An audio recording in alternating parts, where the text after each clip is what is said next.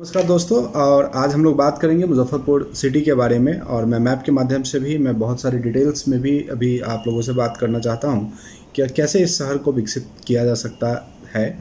और 1580 करोड़ जो smart city का मुजफ्फरपुर को मिलना है, इसमें से कई एक करोड़ रुपया जो प्रोजेक्ट मैनेजमेंट कंसल्टेंट यहाँ के लेके जाएंगे, आखिर क्यों नहीं उन्होंने विगत 3 सालों में, विगत 2 साल से ज़्यादा 2 साल के आसपास हो गया उनको टेंडर मिले हुए, तो आखिर क्यों नहीं काम करा पा रहे हैं? क्या परेशानी है? क्या वो प्रोजेक्ट बनाते हैं और वो सैंक्शन नहीं हो पा रहा है, या वो प्रोजेक्ट ही नहीं बना पा रहे हैं? प्रोजेक्ट ही मुजफ्फरपुर के, चूँकि लोगों के बीच में वोटिंग के लिए कुछ भी आया नहीं है।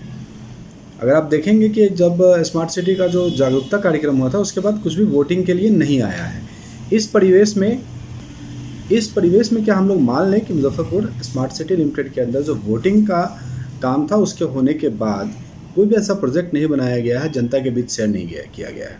अगर बनाया गया है तो उसको सोशल मीडिया में दिया जाए कि अगर शहर का विकास इस तरह से होगा, जिस पे कुछ लोग, कुछ जनता भी अपनी राय दे पाए। चूँकि शहर को स्मार्ट सिटी में सिलेक्शन कराने में अहम भूमिका जनता का भी था। आज सरकारी डेटा जो है ना, उसी के अकॉर्डिंग हम लोग बात करेंगे।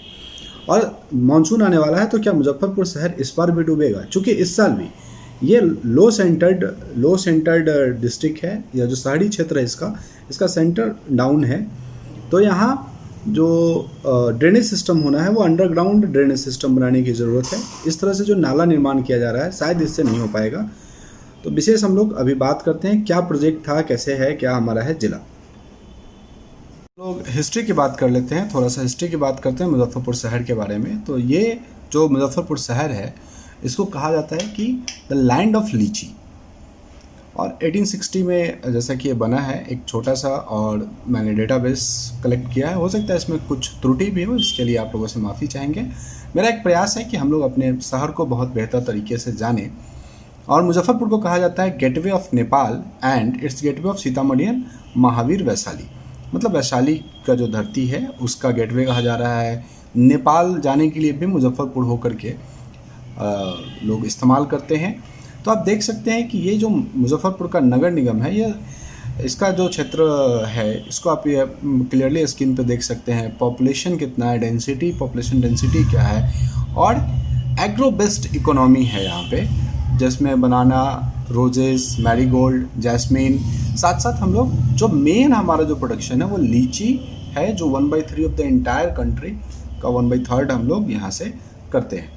बेला इंडस्ट्रियल एक बहुत ही बड़ा एरिया है, जो कि जिसमें आज 23% ऐसे प्लॉट है जो अलॉटेड है बट नॉट कंस्ट्रक्टेड है। शायद इधर कुछ कंस्ट्रक्शन हुआ है। मैंने ये काम 2017 में किया था। और सबसे बड़ी जो समस्या है यहाँ पे, ये पुअर पावर सप्लाई सिचुएशन है। आप देख सकते हैं कमर्शियल एरियाज़ हैं, हैवी ट्रैफिक होती है, वाटर लॉगिंग है। तो इन परिस्थितियों में कैसे हम लोग अपने मुजफ्फरपुर को बदल सकते हैं? आगे आप देखिएगा, स्लाइड 2 में मैं आपको दिखा रहा हूँ कि ये क्या है कि यहाँ पे ड्रेनेज में ये बूढ़ी गंडक नदी एंड फर्दो नाला के बीच का जो लो लैंड है, लो सेंटर्ड है, इसके बेस पे इसका ड्रेनेज सिस्टम बनाना चाहिए। सॉलिड वेस्ट मैनेजमेंट, जो कि हम लोग रोज़ इस मुद्दा को देखते हैं। वाटर सप्लाई और ग्राउंड वाटर से किया जाता है, चूँकि यहाँ पे हम लोग किसी रिवर, किसी भी पॉन्ड का मतलब इस्तेमाल नहीं करते हैं। वाटर जो आपको ग्राउंड वाटर का सप्लाई किया जाता है। अब सीवर का है तो नो सीवर सिस्टम, आज तक हमारे यहाँ कोई भी सीवर नहीं है। आप देख सकते हैं स्ट्रीट लाइटिंग का क्या सिचुएशन है, ट्रैफिक लाइट का क्या है। तो ये तो मैंने लिखने के लिए लिख दिया है। वैसे आप जब जेन्युइनली अपने लाइफ में इस चीज़ को देखने का प्रयास करेंगे तो बहुत आसानी से आपको दिख जाएगा। तो अभी हम देख रहे थे मेरा पार्ट जो मैंने डेटा कलेक्ट किया था। बहुत सारी चीज़ें हैं जो धीरे धीरे हम लोग वीडियोज़ में आपसे हम शेयर करेंगे, और क्या यहाँ किया जा सकता है इसके बारे में भी बात करेंगे। शहर का क्या क्या मुख्य स्थल है, कैसे इसको चेंज किया जा सकता है। आप ये पार्ट देख रहे हैं, ये जो पार्ट है, ये भी इस शहर में किसी एक स्थान को बहुत आसानी से इस तरह से बनाया जा सकता है। लेकिन चलिए, परिस्थितियों के बस, और जो प्रोजेक्ट मैनेजमेंट कंसल्टेंट और जो कंपनियां यहाँ काम कर रही है, उनके शायद वो बहुत ही जागृत नहीं है। शायद इसके लिए हम तमाम राजनीतिक लोगों को भी इसके कारण कठिनाइयों का सामना करना पड़ रहा है। लोगों को भी, जनता को भी, जो सपनों का स्मार्ट सिटी मुजफ्फरपुर है, वो देखने को नहीं मिल रहा है। जैसा कि आप सभी जानते हैं कि स्मार्ट सिटी के अंदर ये एबीडी एरिया पे काम होना है, पैन सिटी पे काम होना है। तो एबीडी एरिया का ये जो पार्ट है, ये ABD एरिया है मुजफ्फरपुर स्मार्ट सिटी का, एरिया बेस्ड डेवलपमेंट। ये आप मूलतः समझ लें कि स्टेशन रोड से अगर आप निकलते हैं तो मारीपुर होते हुए आप सीधे ब्रह्मपुरा की तरफ चले जाएंगे। MIT से जब आप बांध पे वापस जाएंगे और बांध से फिर आप सिकंदरपुर होकर के वापस आप आएंगे इस तरफ, तो रानी सती मंदिर होते हुए आप अखाड़ाघाट पुल की तरफ चले जाएंगे। पुल का जो साउदर्न पार्ट है, नदी का, रिवर का जो साउदर्न पार्ट है वो उसमें लिया गया है। फिर आप जब टावर की तरफ आएंगे तो छाता बाजार चौक तक, छाता बाजार चौक से आप वापस जा कर के और इस तरफ से जवाहरलाल रोड से वापस जाके कल्याणी होते हुए पुनः आप चले जाएंगे मारीपुर पुल तक। तो लगभग ये एरिया जो है स्टेशन का एक पार्ट, इस तरफ का पार्ट जो है वो ABD में है। बट स्मार्ट सिटी के अंदर दोनों होने चाहिए था कि स्टेशन को सेंट्रलाइज मान करके इस व्यवस्था को करनी चाहिए मेरे हिसाब से।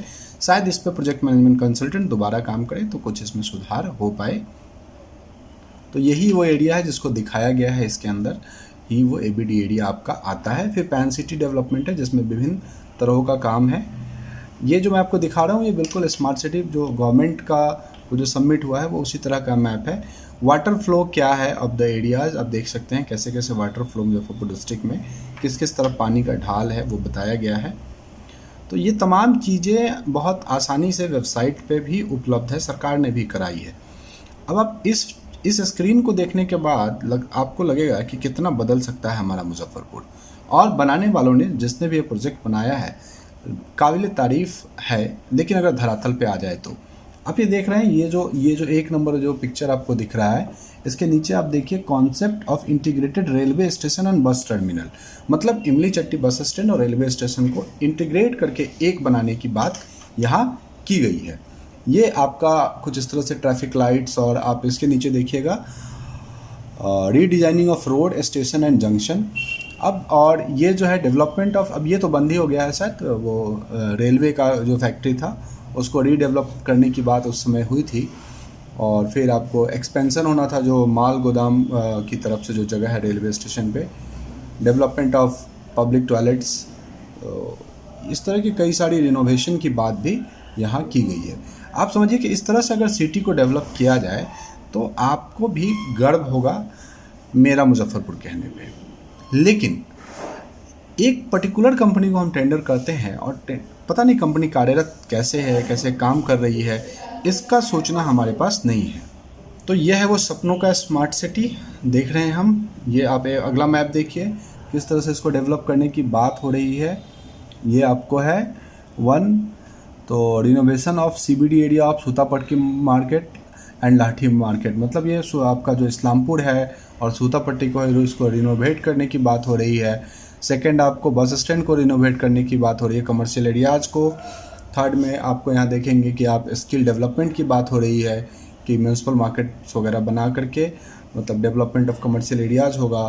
फोर्थ में जब आप आएंगे तो आप देखेंगे कि skill development of sports academy, development of commercial areas, development of training centres, revolution of stadium.